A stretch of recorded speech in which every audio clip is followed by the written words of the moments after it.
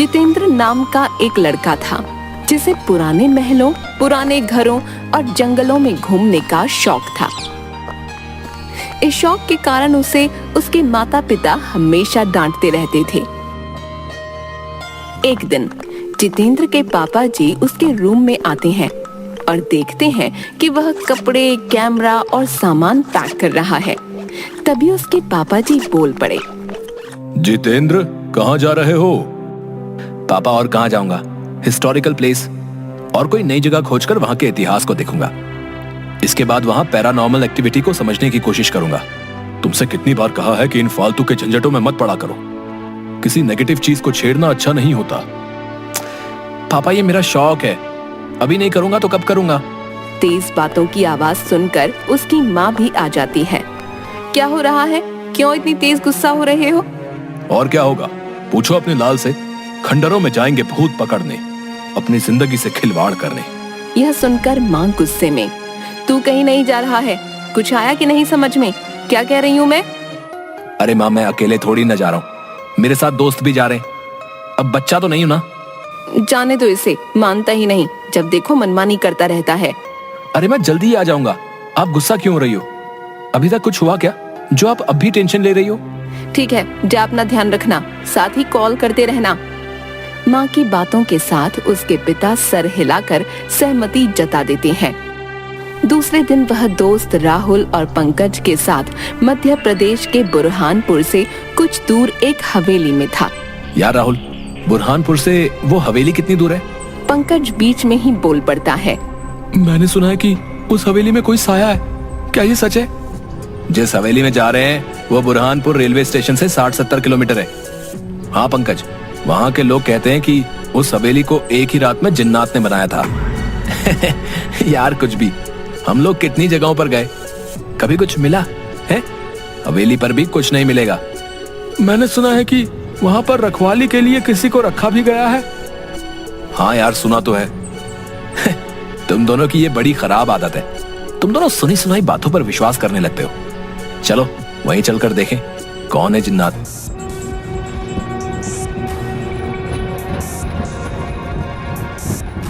Train से railway station उतरने के बाद चलो किसी होटल में जाकर फ्रेश हो लिया जाए।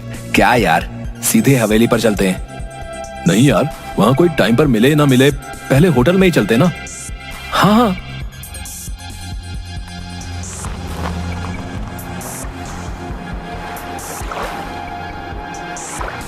फिर तीनों होटल में जाते हैं।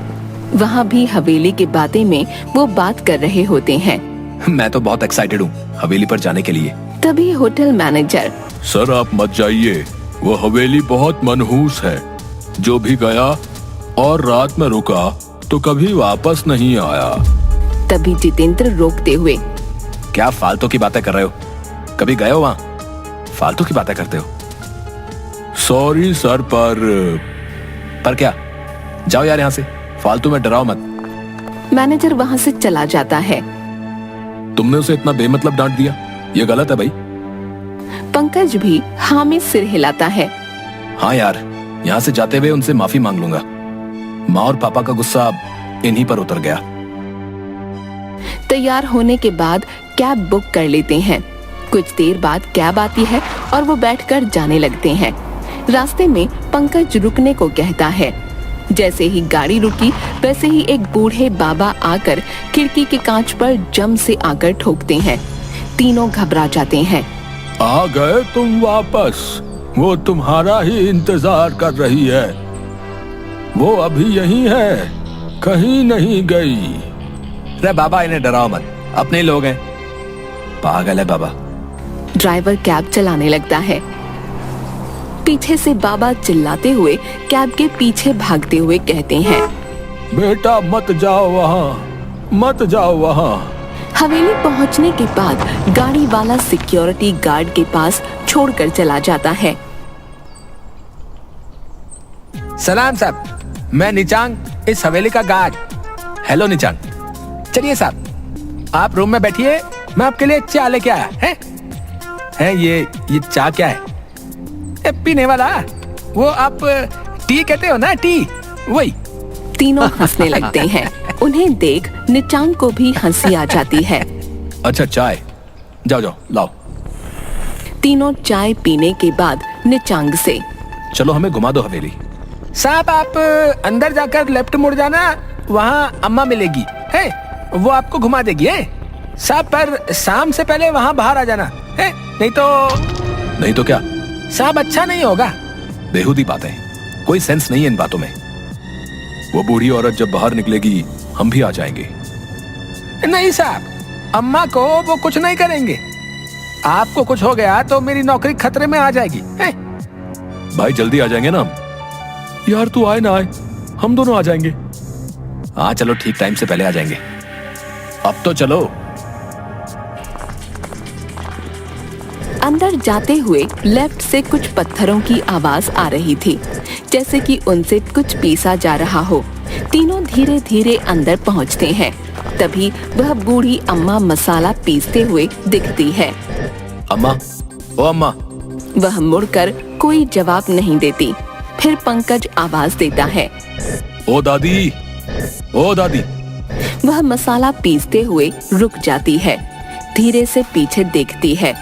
वह उस वक्त काफी डरावनी सी लग रही थी और कहती है, अच्छा इस बार बच्चों आप लोग आए हैं। जी अम्मा, आप हमें इस हवेली में घुमा दोगी? हाँ, पर कोई मुझसे दूर नहीं जाएगा, विशेषकर ऊपरी मंजिल पर बिल्कुल भी नहीं। क्यों अम्मा, ऐसा क्यों? इसे जिन्नात की हवेली क्यों कहते हैं? इस हवेली को इंसानों ने थोड़े ही बनाया है। इसे मेरे वालिद जो आलिम थे, उन्होंने जिन्न को काबू करके रातों रात इस हवेली को बनवाया था। क्या वो जिन्न अभी भी काबू है? अब वह सभी जिन्न किसी के काबू में नहीं है। मतलब कुछ भी है? अब थोड़ी होते हैं जिन्न, अब मशीनों से 2 मंजिला मकान में साल भर के करीब लग जाते हैं। तो ये हवेली वो भी रात भर में? इम्पॉसिबल। मैं ऐसे नहीं मानता।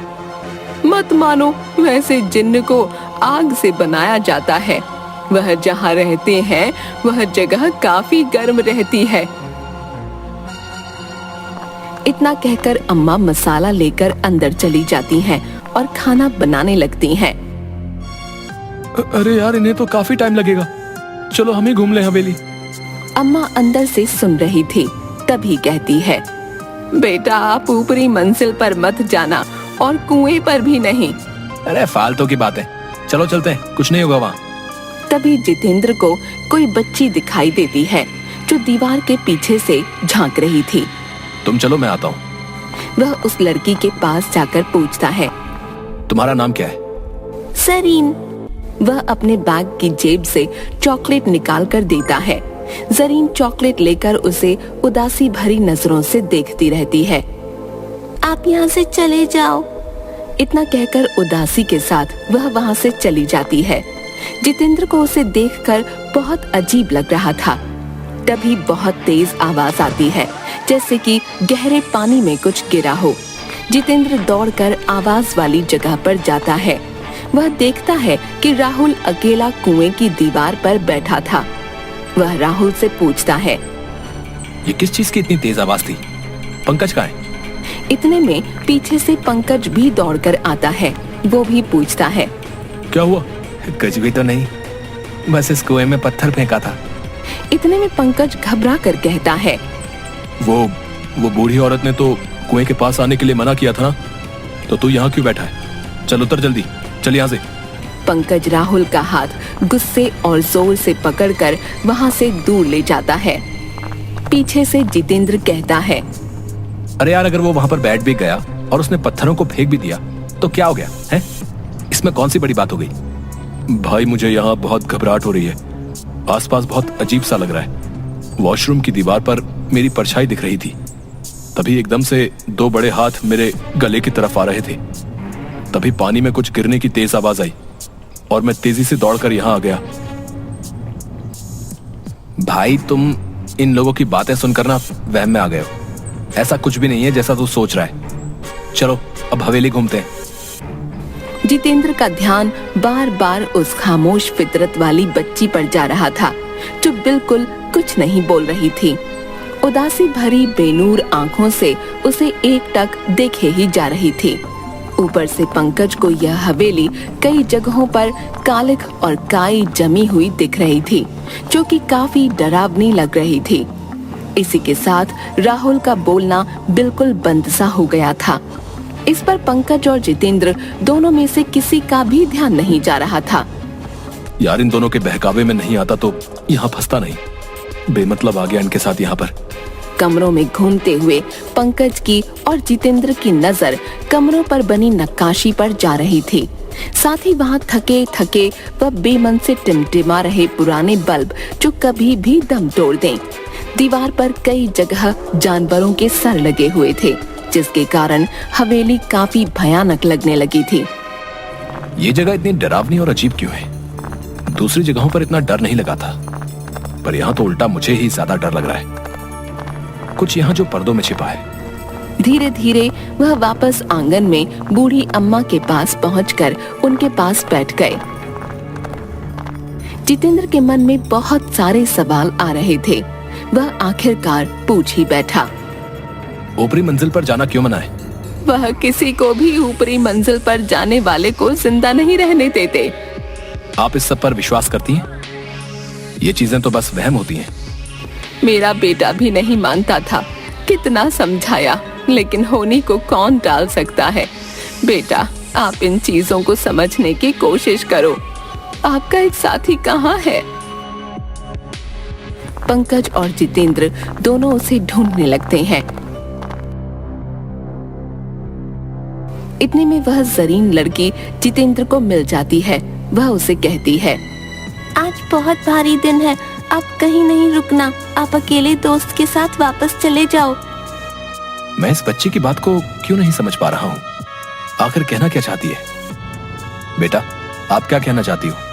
थोड़ी देर में आपका यहाँ से निकलना मुश्किल हो जाएगा। आप और आपका एक दोस्त, आप दोनों चले जाओ। जाने कब राहुल को ढूंढने ढूंढने में पंकज सबसे ऊपरी मंजिल पर पहुंच गया। उसे मालूम ही नहीं चला। उसे ऊपरी मंजिल के एक कमरे में काफी तेज रोशनी हो रही थी। उसने आवाज लगाई, राहुल तू है ना इस रूम में? मुझे डरा मत, कुछ बोल तो सही। अंदर से सिर्फ की आवाज आती है, जिसके कारण पंकज घबराने लगता है। इसके बाद वह जोर से चिल्लाता है, राहुल बाहर निकल जल्दी। पंकज की आवाज नीचे जितेंद्र के पास जाती है। वह समझ जाता है कि पंकज सबसे ऊपरी वाली मंजिल पर है। वह भी तेजी से ऊपर जाने लगता है। वह छोटी बच्ची उसे रोक लेती है। ऊपर पंकज गेट खोल लेता है और एक जोरदार चीख के साथ तेज रोशनी दिखाई देती है। फिर पंकज का शरीर धीरे धीरे नीचे आने लगता है, जैसे कि पानी पर तैर रहा हो। यह सब जितेंद्र की आंखों के सामने हो रहा था। एकदम से ये सब देखकर जितेंद्र वहीं बेहोश हो जाता है। जब वह आंखें खोलता है तो वो अपने आप को अम्मा के रूम में उनकी गोद में सर रखे पाता है। वह घबराकर बैठ जाता है और उठकर बाहर जाने लगता है। अम्मा उसका हाथ पकड़ लेती है। अब कोई फायदा नहीं है, अब रात हो चुकी है। तुम इस कमरे से निकलते हो तो तुम्हारा हाल भी दोस्तों जैसा हो जाएगा। देखना चाहते हो तो खिड़की के छेद में से देखो, खिड़की मत खोलना। जैसे ही वो बाहर देखता है तो उसके दोनों दोस्त दिखते हैं। एक अध जला और दूसरा पानी की वजह से फूला हुआ। ये कैसे हुआ? मैंने तुम्हें रोका था और कहा था ऊपरी मंजिल और कुएं पर जाना मना है। जो ऊपरी मंजिल पर गया वो जल गया, जो कुएं के पास गया वह पानी की वजह से फूल गया। जरीन, वो बच्ची कहाँ है? कौन बच्ची? जो मुझे ऊपर जाने से रोक रही थी। नहीं बेटा, यहाँ पिछले 40 सालों से कोई बच्ची नहीं है। जितेंद्र ये सुनकर बिल्कुल सुन्न सा रह जाता है। फिर वही लड़की को एक फोटो में देखता है। यही तो है वो बच्ची, यही तो है। यह मेरी बेटी है जो ऊपरी मंजिल से सीधे कुएं में जा गिरी थी। वही जिन्नों की वजह से, इसीलिए मैं यह हवेली छोड़ना नहीं चाहती हूँ। मुझे बाहर जाना है, हवेली से बाहर जाना है। सुबह होते ही मैं निकल जाऊंगा। बेटा, जो इस हवेली में एक रात में फंस जाता है फिर वो वापस नहीं निकल पाता। यही यहाँ की सच्चाई है। रात भर वो दोनों बैठे रहते हैं। सुबह होते ही जितेंद्र गेट खोलकर बाहर निकलता है। वैसे ही वो देखता है कि राहुल उसे आवाज दे रहा है। जितेंद्र, ओ जितेंद्र, यहाँ मेरे पास आ जा। ओ जितेंद्र, मैं यहाँ हूँ अंदर। फिर वह कुएं की दीवार पर बैठकर वापस अंदर कूद जाता है। फिर से यही रिपीट होता है। वह घबराकर मेन गेट खोलने की कोशिश करता है।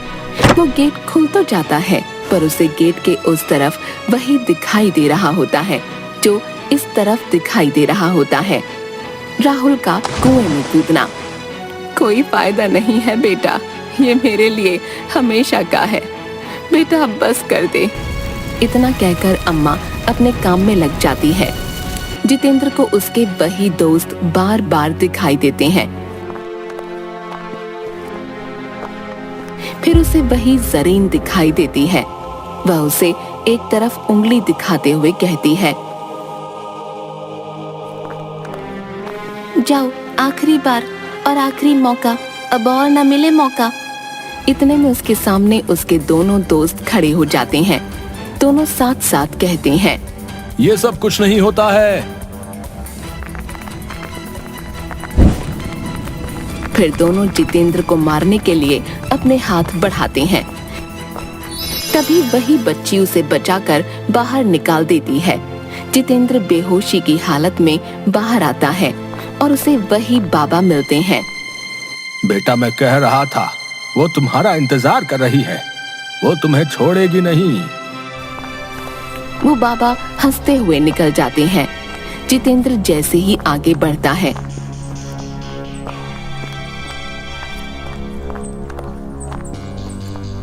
उसे एक गाड़ी दिखती है। उसमें भी 3 दोस्त उसी हवेली में जाते हुए दिखते हैं। वही सीन वापस से उसे दिखने लगता है, पर वो बाहर होता है। गाड़ी में कोई और होते हैं। जाते जाते वह वापस मुड़कर देखता है तो वो बच्ची उसे ही देख रही होती है। उस बच्ची के साथ भी वही हादसा होते हुए उसे दिखता है। बच्ची को आग लगती है और वो नीचे गिरने लगती है। अब जितेंद्र समझ गया था कि जिंदगी अनमोल होती है, बड़ों का कहना मान लेना चाहिए। वह मान गया था कि किसी भी शक्ति को नकारा नहीं जा सकता है, चाहे वह नेगेटिव हो या पॉजिटिव।